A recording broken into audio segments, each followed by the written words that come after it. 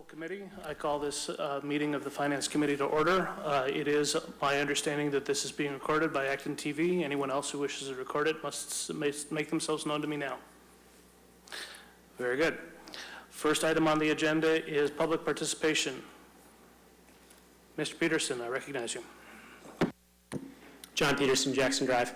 I wanted to comment on the FinCom's position or lack thereof at special town meeting. So I certainly understand that, on this topic, the Finance Committee, like the Board of Selectmen, had a huge range of opinions. And I certainly can appreciate that the Finance Committee might not have been able to come to consensus. But if town meeting is going to listen to people who are randomly coming to the microphone to give their 2 cents worth and not hear something more specifically from the members of the Finance Committee, this seems to be not the best offering to town meeting. So I would encourage the Finance Committee in situations like this in the future that if there is no position, that individual members comment or small groups of members simply say this was the conclusion that was reached by this group of 3 people. Thank you.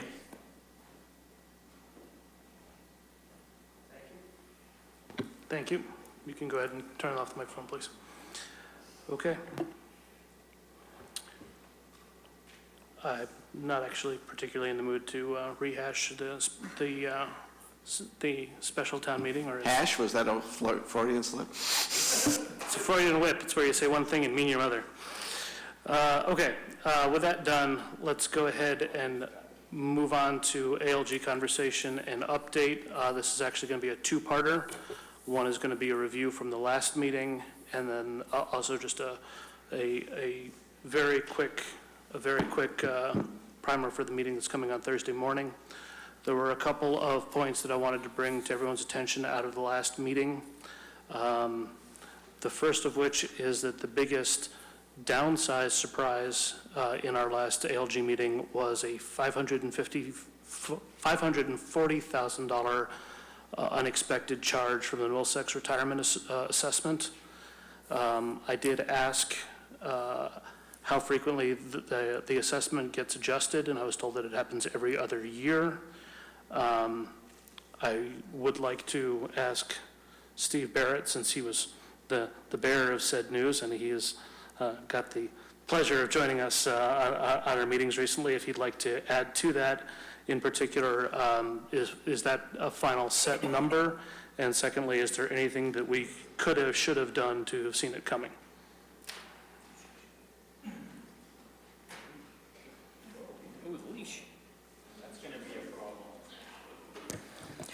Thank you, Mr. Chairman. In terms of how Middlesex County Retirement System does their business, they are, their actuaries are handled by Siegel. They release actuarial information, and they give us a 2-year update, every other year.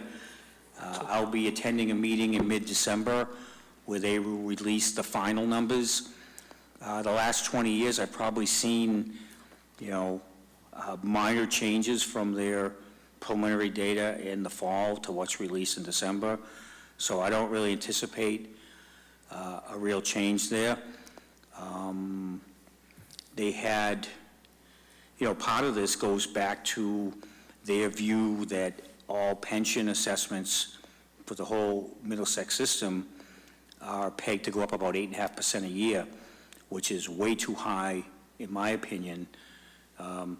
Back at a meeting a couple of years ago, I voiced my frustration with the increases and pegged it to Prop 2.5, and how could 10% of our budget go up 6.5%, 7% when we had Prop 2.5.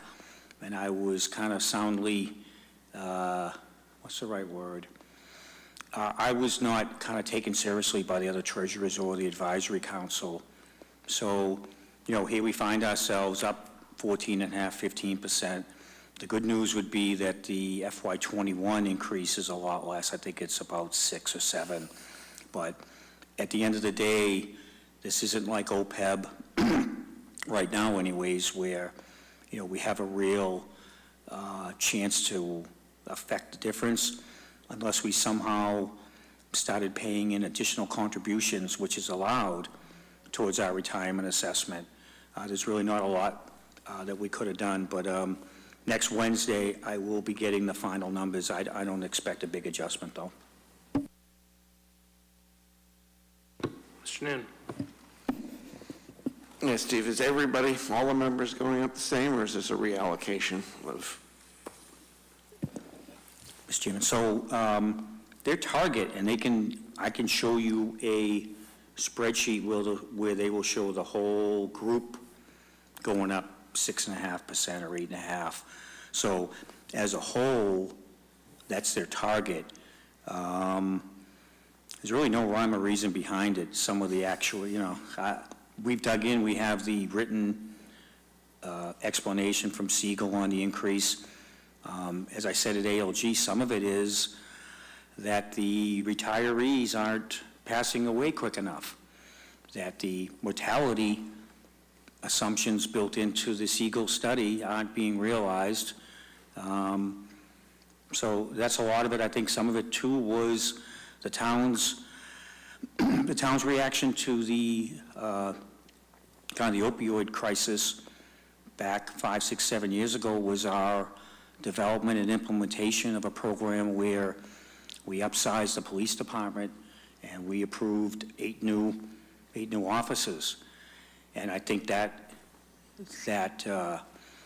hiring and those costs also bear into play on the pension assessment.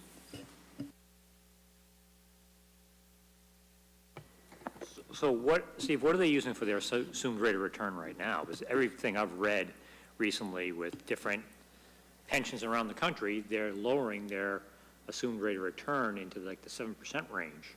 I think they're like at 7.5, I think now, or 7.75 or 7.50. Which I still think is, in my opinion, is high, based on our economy and staring in the face of a recession and rising interest rates and everything else, that the market, as we've seen in the last couple of months, is a heck of a lot more volatile than it ever has been before. And a lot of these pension plans are they're more into bonds, and bonds are not paying 7.5%. They're usually about 80% bonds, and they're never going to get that delta made up with the 20% of equity. Well, what I can do, and I hear what you're saying, the interesting thing too, Roland, is part of the reason why at the time we put some of our OPEB money into the State Retiree Benefit Trust Fund was the ability to access foreign investments as well as like timber. So at next Wednesday's meeting, they have Siegel coming. They also have PERAC coming. So I will be able to bring back to the committee or forward to committee their list of investments, and we can roll through that because, there could be some interesting allocations in there. The other thing is, and this gets into the weeds a little bit, the way they do their assessment, they're looking back a couple of years. So, for the 20 and 21 numbers, they're probably using, 16 or 17 year-end data. So I can get into some of that maybe at the next meeting, but at a minimum, I'll bring back some of their investment material, which they share with the treasurers, and I'll bring it to the next committee meeting after that to share the investments with you. Right. Steve, could you also just circulate whatever Siegel produced as an explanation for that to the committee? Thanks. Thank you. Other items that came up in the ALG meeting, Minuteman is still out there. From the Board of Selectmen's perspective, they would like us to, as was discussed at the previous 2 meetings, I believe, or 2 regular meetings, they would still like us to consider bringing that to as a capital override, or a debt exclusion. We gave them our feedback that we wanted to wait until after that we've seen budgets, and we wanted to see if and when it couldn't be bundled in with the twin schools. It's still out there as one of the larger elements, larger factors that has still not been figured out in the running deficit number for the ALG side. In a bit of good news, is that the schools came back with a change from their original projection of a 4.25% increase. What they said was going to be under 3%. And if anyone's had a chance to review the preliminary budget, which is a separate line item and we will get into in deeper detail later, they definitely came in under that 3% level. It's looking at like it's going to be 2.69, which we will go into a little later. This definitely has an upside to the good in the ALG deficit number that we're trying to get to. But I do want to make sure that in the back of everyone's mind is there's still an outstanding question about Minuteman, and there is still a suggestion, request, desire, talking point from the Board of Selectmen to use reserves to cover that, as it is potentially a capital-ish expense. I was decidedly non-committal after getting guidance from the committee, but just making sure that I keep that in there as a placeholder, as something that is going to come up again and again till we get to that balanced number that we're all looking for at the end of the iterations and cycles. I do also want to point out that there was one of the unusual things that did happen in our last ALG meeting is we did have a 5-minute conversation about changing our reserves floor. And I have to admit, I was a little caught off guard at the time, and I continue to scratch my head even since then. Two members of the ALG group let it be known that they thought that our floor was too low. And I explained to them that the entire existence for the reason of there even being a floor is that in years past, there were people who were perfectly comfortable with 0%, rather than trying to keep it at a lower level. And after trying to explain that and saying that this was not necessarily my personal opinion and not necessarily, well, the zero is not necessarily the opinion of the committee, and that we've settled on a range for a multitude of reasons. I finally just said, if you're not comfortable with the reserve floor, then don't use reserves and don't get anywhere near the floor. But I'm not entirely sure that was the answer that people were expecting. I don't know what that means. I don't know why they're suddenly worrying about the floor. I fully expect us to argue every year over the ceiling. But the fact that they're worried about the floor suddenly gets my conspiracy theories up and running and going, why are they concerned about the floor? So this is one of those things where I'm bringing it to the committee because I honestly don't know what it means or where it came from, but there was a very strange side trip for an extended period of time in our last ALG meeting over trying to raise the floor of the reserve policy. You want to take a stab at what that could have been all about there, Mr. Newman? No, I'll just throw it over Mr. Barrett. If we had no reserves, how would that affect our bond rating? I believe they call that a softball. Go ahead.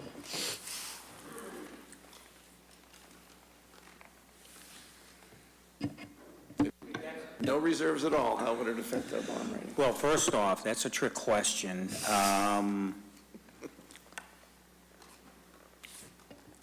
I'm going to pass.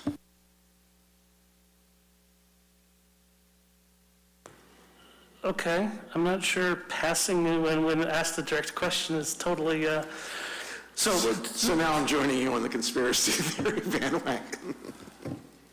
again, I don't think the current makeup of the committee has any intention of getting to zero, or really doesn't consider the floor to be a place where we wish to live in any way, shape, or form. But the mere presence of the policy, the way I treat it is as a potential hair on fire moment if we get anywhere near it. But it was described to me that they felt we should raise it so that we don't get into any risk of potentially having a bond rating issue, making sure that we have the reserves that we need for a rainy day. But again, I go back to if suddenly there is concern about the reserves, then don't use reserves for operating expenses. Christine? So isn't the school's bond rating not just related to their own reserves, but the town reserves as well, as a whole number?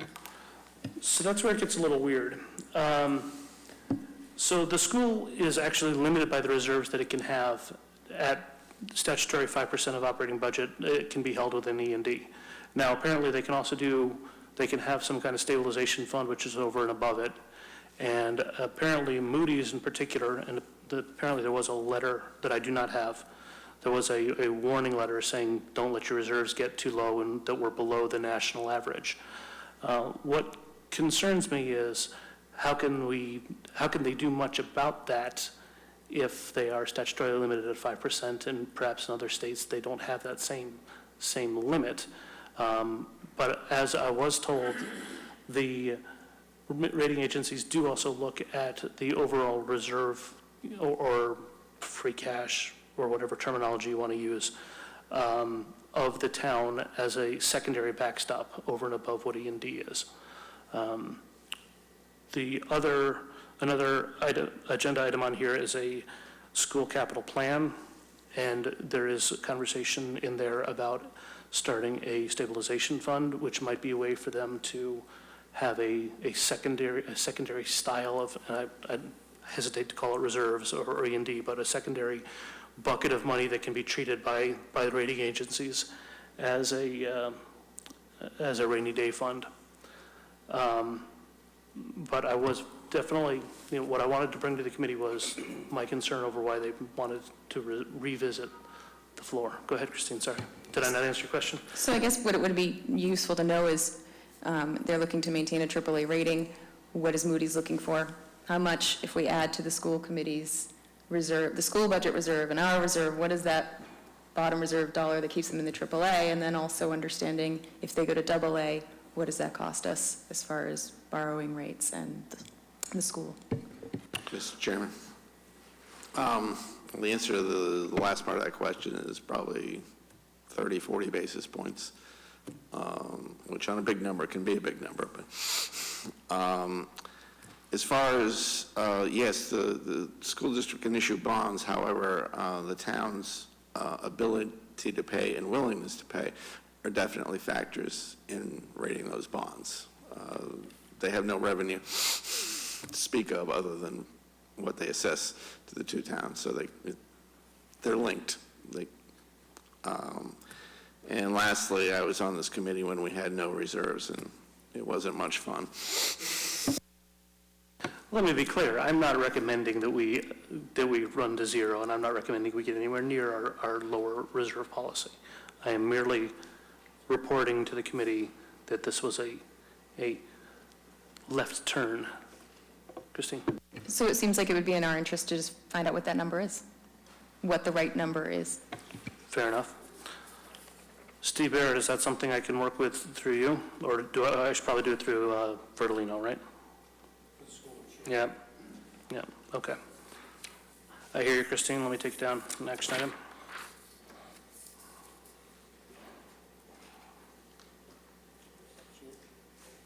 Yes, Jeff? One would want to know, do people think there's going to be a run of the bank?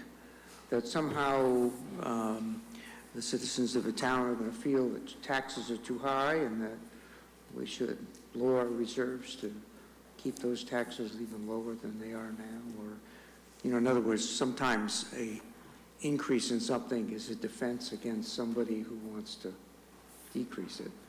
So I'm wondering if it's coming from a different perspective that says, let's get the rate per thousand lower, and that's why we have a top level, because we obviously don't want to be taxing and putting into the bank all this money and taxing people today for things for tomorrow. So, but as a defense against the opposite point of view, sometimes people ask to increase the bottom. Is that a possibility? That feeds into my conspiracy worries, maybe protect us from ourselves type concern. But something to consider. And then by way of update for this coming ALG meeting on Thursday, looks like we're in better shape than we've been in previous meetings, but we still have a deficit of approximately $700,000. That's including all of the goodness from the preliminary school budget and all of the badness from the Middlesex retirement assessment. So that is what I have from the ALG side. Steve Barrett, did I miss any of the highlights that you feel I should make sure to relate to the committee? No, sir, you didn't. We have the deficit down to about 700,000, and as you say, that includes the actual for the school. It does not include a municipal budget, which is coming out, excuse me, next Monday night, but I think we're getting there. I also do, he just reminded me, I also do want to point out that the current plan is to use the full remainder of the unused levy capacity. We had discussed in last year of using it in 1/3 tranches, but the current plan is to use 2/3 at once, or all the entirety of the remainder in this next cycle. It's just making sure that is different. What is the remainder right now? It's 600,000, slightly over 600,000, I believe. Does that sound about right, Steve? For FY19, Yep. for FY20, we're taxing to the full extent. With the full unused levy, which is currently about 600 grand. Okay. Yep. Okay. Does anybody have any other questions on ALG? Or any other guidance? Anybody want to jump in now on Minuteman, or should we let it ride and let's see the final budgets from the municipal side? I'm seeing a lot of nodded heads for let it ride. Okay, very good. Any other questions? Guidance? Great. Okay. This brings us to the next item. This is the sort of our first pass on the school budget. Believe in the document, and I will run over and do some scrolling, that they have set budget Saturday for Saturday the 26th for the school. We're talking about the school budget now. The school budget, I believe, school budget Saturday is scheduled for January 26th. The town budget Saturday is currently scheduled for January 5th.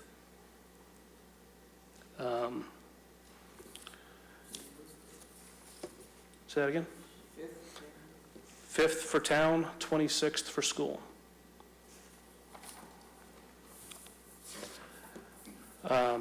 Again, I want to point out that this budget came in, this preliminary budget was lower than what had originally been penciled into the plan, and even has gone down since the last ALG meeting where they said it would be with a 3 handle, and could be as low as a 3 handle. And it, from the document, it looks like it comes in at 2.69, and I'll scroll down for that in just a second.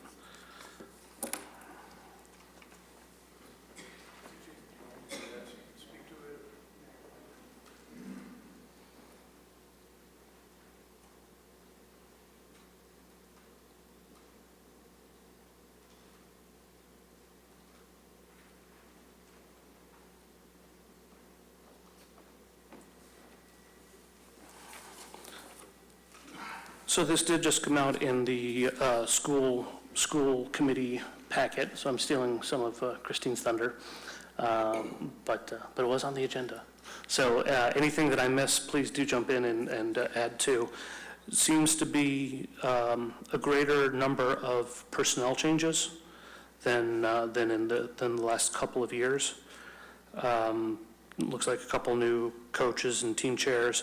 One item I do want to draw to everyone's attention is a project manager, a full-time project manager, to work with the director of facilities, and also to help oversee both the twin building plan and also the capital improvement plan, which is our next budget item, our next agenda item.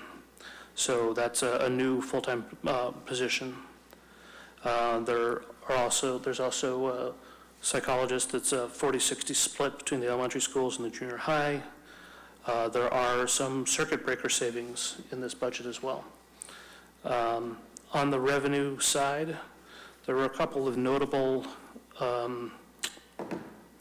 upside surprises or upside happinesses. One, an increase in Chapter 70, which seems like a very large number to me, actually.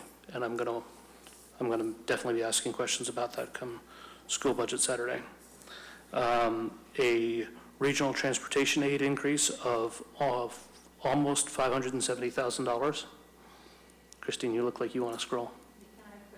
Please do. Sort of a truing up of historical norms for investment incomes to the tune of about $100,000. And the other big one is the health insurance trust, coming in with savings of $500,000.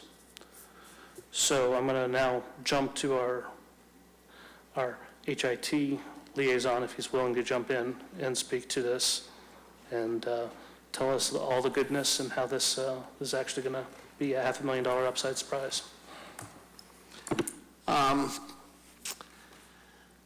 Well, as some of you may know, plan design was changed this past year into a high deductible type plan. You know, people could sign up for it.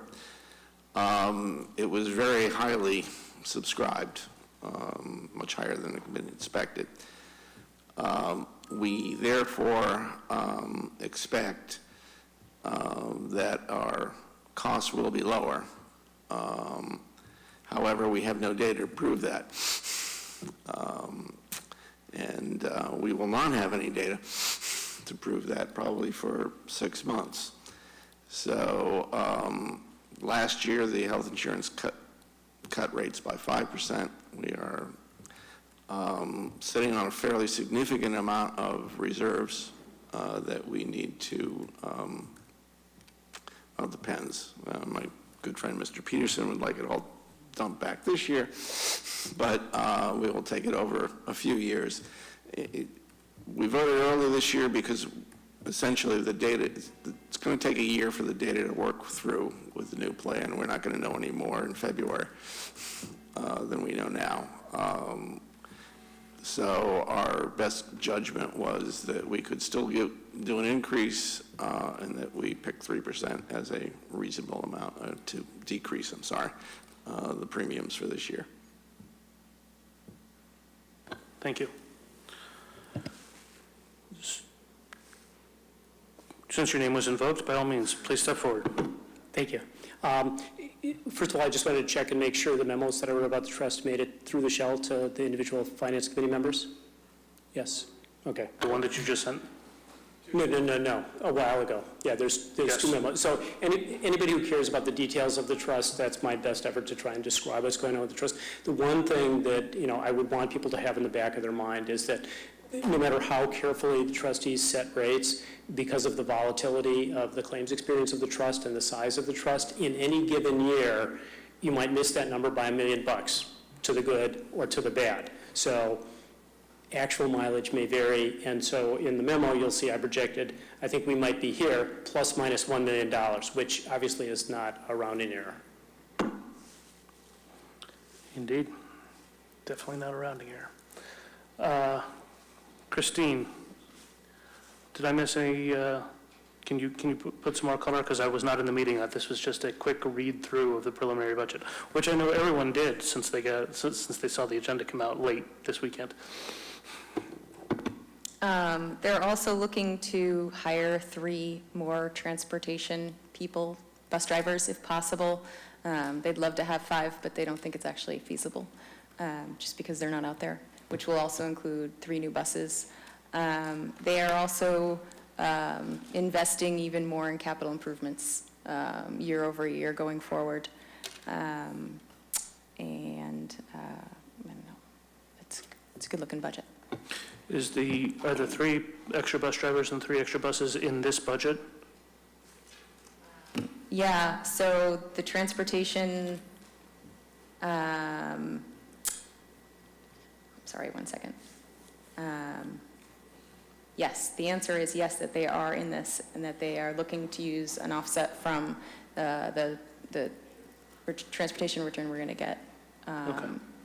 So is the return of the $569,000 that they're expecting after the 3 extra buses and 3 extra bus drivers, or before? I'm not sure, but I know that it is folded into the whole of this budget. Okay. Great. Similarly, for questions for the town, now that we're fully into budget season, for questions to the town, let's try and get those in, I don't know, I'd say the Monday before Christmas, right? Yeah, Monday the 24th. Please get your questions into me for Town Budget Saturday, since that only gives them 2 weeks, 1 weekend, 2 weeks to reply, and there are a couple of holidays involved in there. And then for the school budget Saturday, let's get questions in by, just looking at the calendar, trying to be equitable between everybody.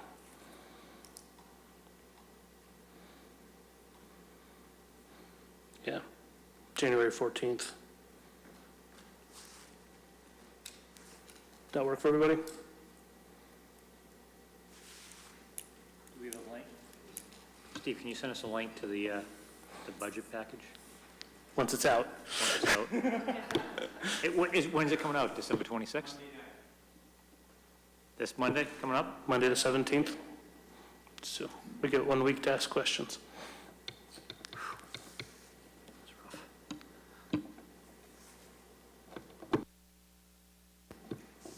So how is it that the school got its budget out so much earlier than you there, Mr. Barrett? Well, that's a great question, Mr. Chairman. Generally, our budget comes out per charter a certain number of days before town meeting, and that usually falls in mid-December. But, I think you're right. This is the first time in a long time I think the schools have put out a public number before the town. You'd have to talk to them about how they were able to do it. Just going for a little sibling rivalry, that's all. Don't worry. Okay. What did you say for the town, December 7th? The town, It's questions for the schools? schools, January 14th. Mr. Chairman, some insight. Usually people with good news get it out early. No comment, but thank you for your insight. Okay. And again, just because it's on our agenda tonight, this does not mean that I expect this is the only time we'll talk about the school budget, but I did want to, since it was made public at the last school committee meeting, wanted to make sure that we've had eyes on it, and everyone knows where to get it if they need to, right? Go to the schools page, go to, you know what, I'll just send out a link.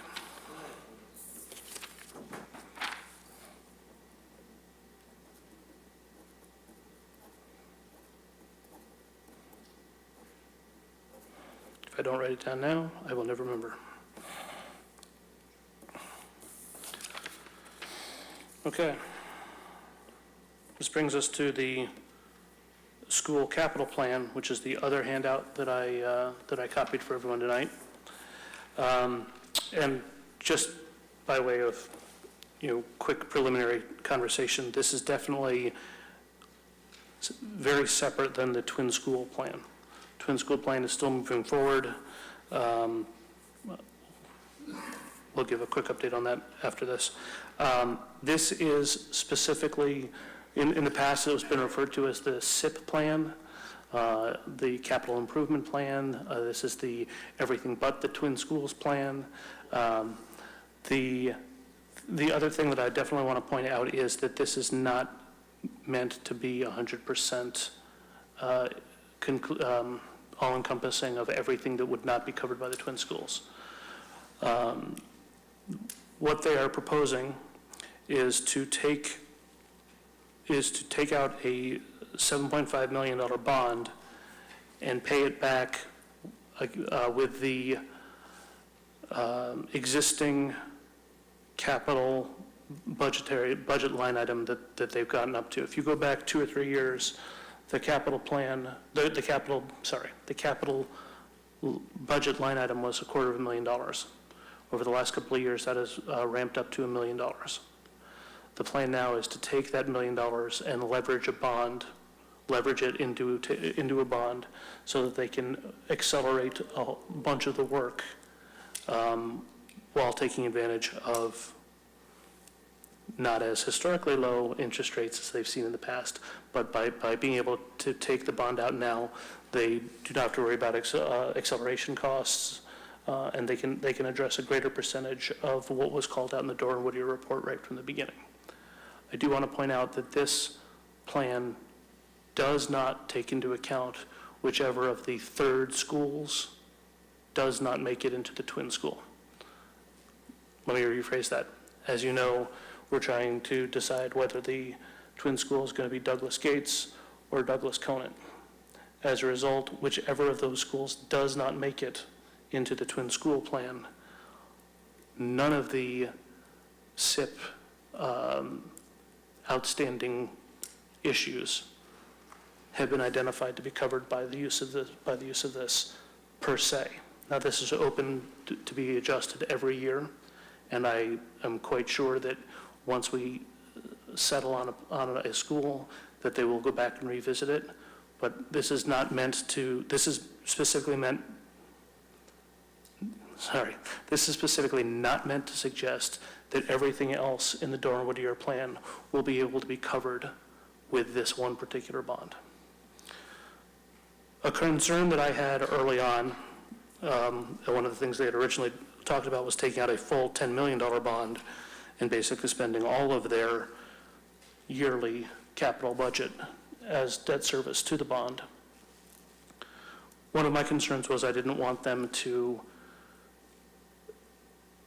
do now everything, I didn't want them to spend all of their current budget money to take care of issues that had already been identified. I wanted them to make sure that there's enough funds at hand to make sure that they stop the bleeding. They keep the current buildings going as best as they possibly can. And so as a result, not just of my suggestion, I'm sure, I'm not that, I don't think I have that kind of input, but the numbers come down to 7.5 million, leaving a relatively small number in the FY22 year of $300,000 for immediate capital budgeting that's not going to be paid for out of the bond, and that number ramps back up relatively quickly. The target that they're using is to get to a point where the annual budget for capital expenditures should come into approximately 1% of the assessed value of all the buildings under their purview. And this is a number that was brought forth by Skanska and apparently is more or less a relatively common industry number. This was new to me, but I don't manage buildings, so I will defer to Skanska on that one. Steve? Looks like you want to say something. So let me get this straight. They're going out for one issuance of bonds for $7.5 million over 10 years. And this will be inside Prop 2.5. It is their expectation that it'll be inside Prop 2.5. And then they will parcel that money out to fix the remaining items on the CIP over a shorter period than 10 years, I would think. Correct. And sounds like a good idea. Sometimes I get to be the bearer of good news.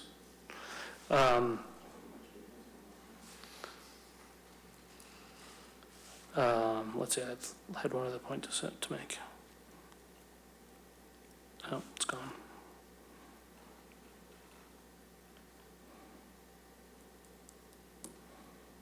Sorry. Okay.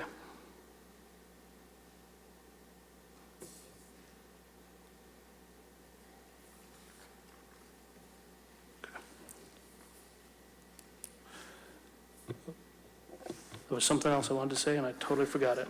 Can't find it now. I have no idea what you're going to say, but if you're willing to let me make a comment. One of the issues with this approach to the capital plan, and I'll fault both the schools and the town for this, that a proposal comes in front of the schools, the finance committee, or the board of selectmen, and it is, here's plan A, and your choices are accept plan A or reject plan A. In this particular case, there is an obvious plan B. The obvious plan B is not to bond and pay as you go. And so the question is the acceleration, worth that added interest expense? And I hope that, as you investigate this with the schools, you will drive them to a presentation of both Plan A and Plan B so that the decision will be informed with respect to how much acceleration you get for how much money. Mr. Chairman, if I may. John, this committee has been on the school committee's case because many of the items identified in the Doran Whittier study that are called CIP were actually characterized originally as health, safety, and environmental. So we've been looking for them to move faster on this, not slower. And your point is not lost, but at the same time, there is definitely there's a percentage number, and I don't know the number off the top of my head. There is definitely a percentage number that they use for the out years costs. I think they call it, I want to say they call it acceleration, but that's not it.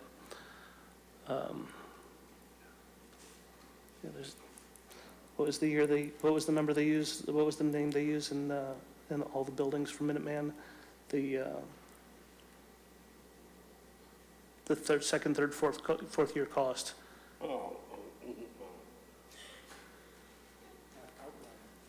No, there's a specific word for basically for inflation. Basically, the inflation of building materials and labor in out years.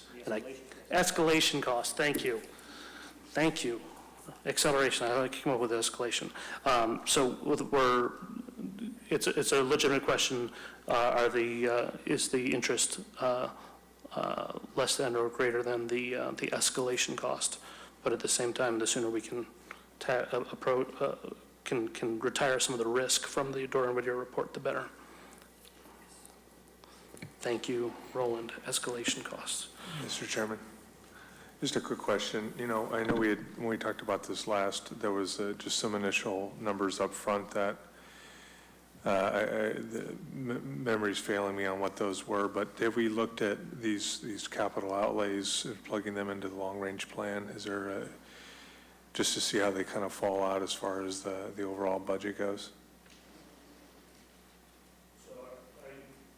Are you asking from a perspective of trying to figure out if they're going to be able to stay within the Prop 2.5 guidelines, or are you trying to look at it from the full 10, 15-year plan?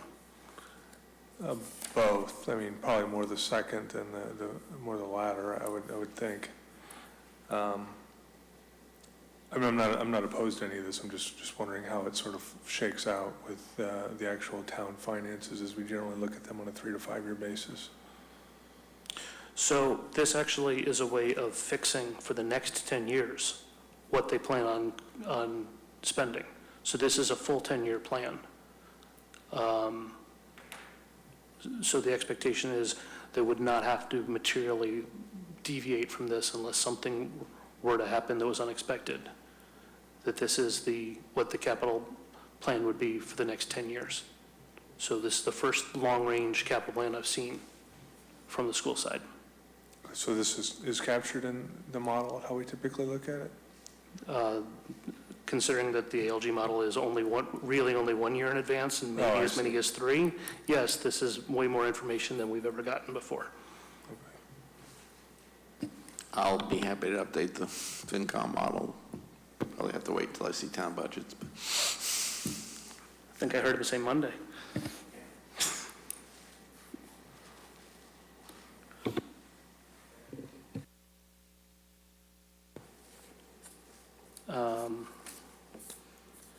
So that brings me to just a quick update on the school building project, unless there are any other questions on the capital improvement plan. Good. There is a meeting tomorrow night for the school building project. We are probably going to be taking a vote on the 19th for a first recommendation or preferred plan, and that has to be submitted to the MSB, I believe, by January 5th. Don't suppose you have a sneak peek on the results of the survey? I do not, because I did not put the survey out there. The survey did close yesterday midday. I can say, since it's a public thing, there has been a marked uptick in community opinion about which site the school should be at. But I would say I shouldn't front-run the committee, and we'll see what they say tomorrow night.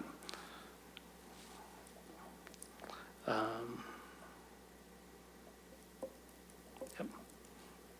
Okay, it's going to be a short meeting tonight. That's all I have on the school building side. I feel like we have a lot of information in a short amount of time tonight. Anyway, do we have minutes?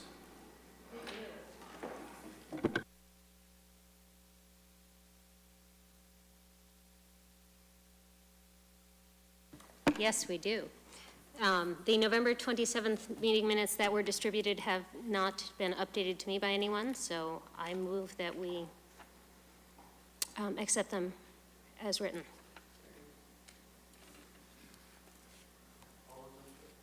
All those in favor of approving the minutes of the 27th. 27th, please say aye. Aye. Opposed? And are there any abstentions? Two abstentions, Steve and Sahana.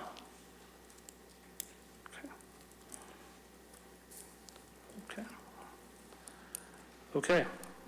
I have another set. Okay. We also all had a chance to see the meeting minutes from December 3rd. There have been 2 corrections pointed out to me. I'm sorry about that. The first thing we voted on was incorrectly written as no recommended Article 1. It was in fact not recommended for Article 1. And I have tracked down who made all of the motions and seconded them. I can speak that now or just... Move to approve as amended? There was another change as well. Oh, yes, thank you. And I had missed Tom's vote on the motion to recommend Article 1. He is now indicated as having voted against the motion to recommend Article 1. Tom's vote wasn't counted, and now it is. It was counted, it wasn't reflected in the Yes. minutes. Got it. Just read quickly the changes so that we can be complete. Okay. The first list of motions is now correctly labeled not recommend Article 1. It was, I don't remember which I had before. It was moved by Christine, seconded by Jeff. All people have been correctly accounted for and where they voted. For the recommend Article 1 motion, motion was made by Mike, seconded by Steve, and Tom was added into the list of having voted against it, which means that the number of people who voted against it is, in fact, 4. It was incorrectly written as 3. For the no recommendation motion, Steve Noon made the motion, and Tom seconded it. I'm sorry, for No recommendation. For no recommendation. The one we finally went with. Was indeed 4. Yes. Very good. Okay. I've heard it be moved as amended. Is there a second? Second. All those in favor, say aye. Aye. Opposed and abstentions. I've got 2 abstentions. I got Roland and Dave. Very good. Committee reports. We'll start. Can I just ask a quick question? I unfortunately wasn't able to go to the town meeting and nor the pre-meeting, and I was wondering what information was presented to open the vote for a second time. I don't want to rehash the argument. I'm just curious what it was. I wasn't able to be there. It's in the notes, right? It's in the minutes. The 2 towns, Worcester or Hudson, and is it Leicester? Leicester. So I'm just curious again, what was the discussion around the real estate value of those towns, and that wasn't correlated to our town, was sort of the output of that?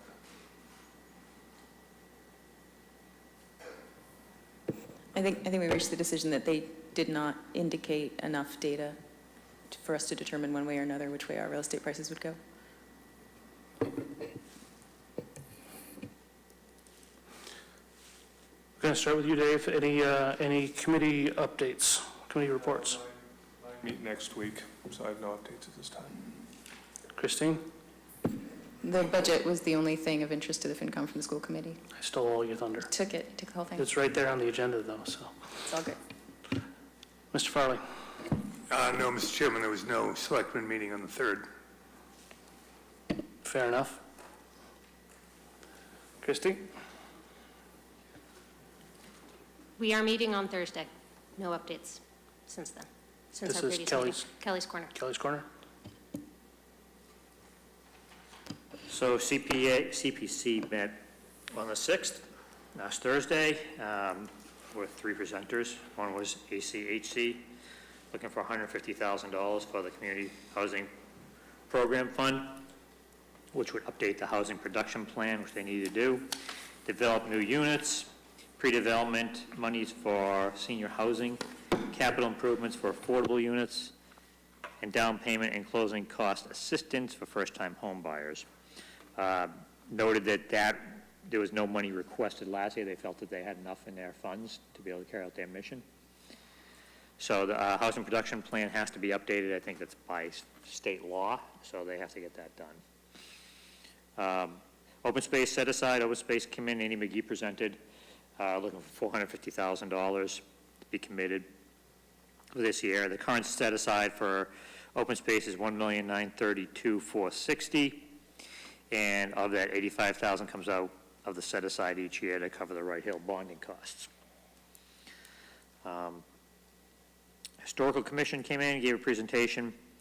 They want to do a historic survey and convert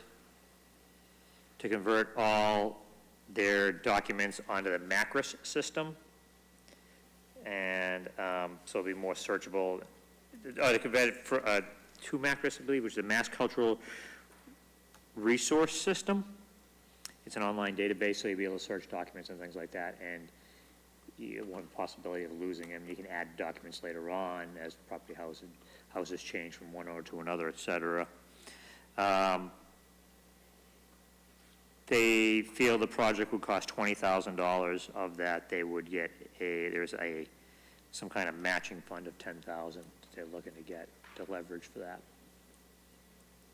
So that's all I have. Oh, I do have heard something that there is going to be something that the town manager wants to do something with the Asa Parlin house out here. With what? The Asa, that house is in the parking lot. It's ready to fall down. The little red house in the... So far deteriorated. And remember when Steve Newton and I walked in, the carrying beam in it, the water is infiltrated with, the basement's infiltrated with water. The carrying beam is completely rotted. I'm just waiting for the thing to fall in, but I don't know what the purpose of that house is anymore. I mean, I think it'd just be better as a parking lot. What did the town manager intimate? Well, he wants to do something with it, so maybe he wants to make it his office, I don't know. Dog park. You can put a dog park, you can put a garden, you can do all sorts of stuff right in that lot. It'd be a nice lot to put all the town vehicles in it that we don't keep the mileage on every year, so we probably just keep buying them because we think we need more, I don't know. Mr. Majors? Minuteman continues to move ahead. It's winterized. They're going like crazy inside the building. it's about 94% of the 144.9 million is committed. That we spent about 75% of that budget. So things are going well. With Economic Development Committee, we sat down with the planning director and updated the EdStat survey, which is an educational, economic development, sort of an environmental survey about how, what the business environment, and it talked about rents and labor market, real estate values, occupancy rates, going rents for, existing properties, how much is occupied, how much is boarded up, and so on. So that data, once it gets gathered, will be compared to comparable cities and towns that Acton measures up against, and they'll come up with some numbers. Also, there'll be another Acton Manufacturers Collaborative meeting on the 8th of January. I believe that's right, John, right? So that project is moving forward as well. We gave you an update last meeting of the Main Street, the Walker property, that will have a public forum in January to talk about the 4 proposals. So that's finally, I think, moving forward. It took a little longer than we thought, but trying to make a silk purse out of a sow's ear is not an easy task. But we're going to come up with something nice. Trust us.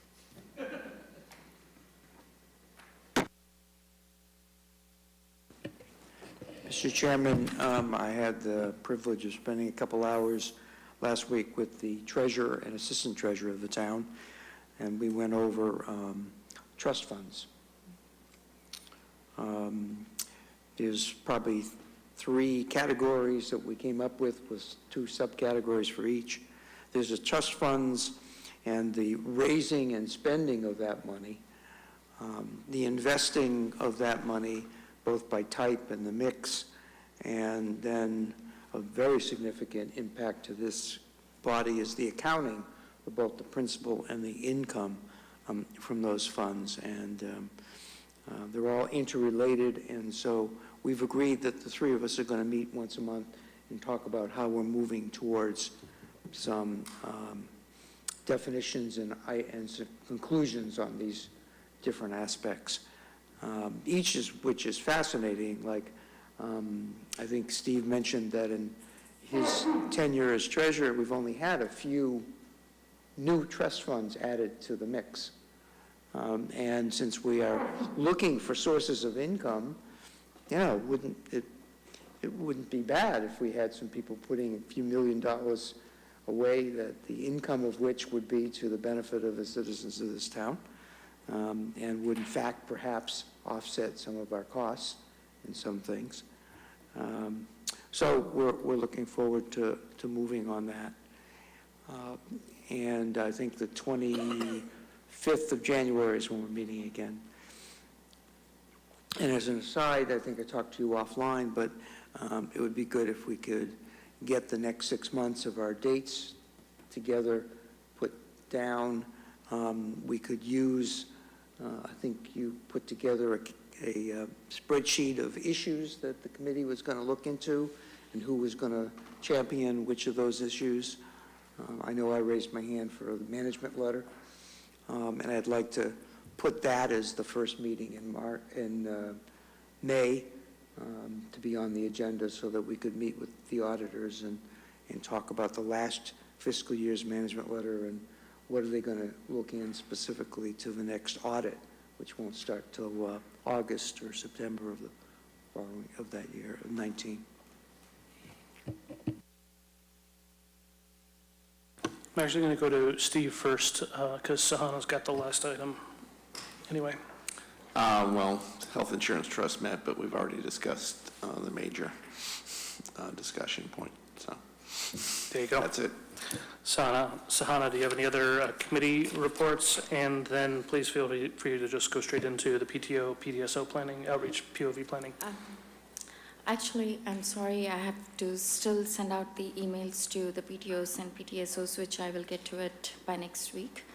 I did talk to the League of Women Voters, and I do have 2 dates that they would like us to present the point of view, and it is January 23rd or the 24th, whichever works best. It's a Wednesday or a Thursday. Any volunteers for either of those dates? January 23rd or January 24th? For the League of Women Voters. Christy? Yeah. Okay, Christine? I can do it as well, unless you were planning on doing it. You're part of that, you're part of that? Yes, I'm a part of the league, so I mean, if Christine wants... I can do it. Yeah. Okay. Yeah. Do you prefer the 23rd or the 24th? Wednesday versus Thursday. Thursday is probably better since there's often, Wednesday is often school building committee. So if it's all the same to them, pick the 24th. Okay, yeah, that sounds good. And do we have a snow date? Am I supposed to ask? Maybe the snow date can be 23rd? It's hard to go backwards in time. I mean, because I have those 2 dates. What time on the 24th? It's usually at 7:30. 7:30, thank you. Yeah. Since this is not deliberations, if you do hear back from any of the PTSOs, once you have a date, please don't wait for our next meeting, since it won't be till January. Email the entire FinCom saying you're looking for volunteers for those dates, so that we can fill the 2 slots per 2 people per PTSO slot. Sounds good. Great. Mr. Chairman, I'd like to suggest that for the 2 people per meeting, at least one of them be someone who's done this before. Okay. So I don't know if we have a list of who's done it and who has not. Who has not done a point of view presentation to PTSOs before? Okay. So don't put us together. Gotcha. Fair enough. Fair enough. Understood. Okay, from a schedule perspective, Jeff, yes, I will send out a preliminary schedule for the next handful of months. That said, I have no intention of having a meeting 2 Tuesdays from now.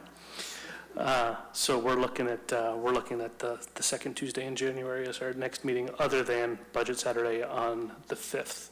So that's January 8th. And please do get your questions into me by Monday so that I can bundle them all up so as not to spam our professional staffs. Mr. Chairman, I make a motion to adjourn the meeting. All those in favor of adjourning, say aye. Aye. Opposed? It's not debatable, so, okay. Any abstentions? 8-1, with Dave wanting something else to say, apparently.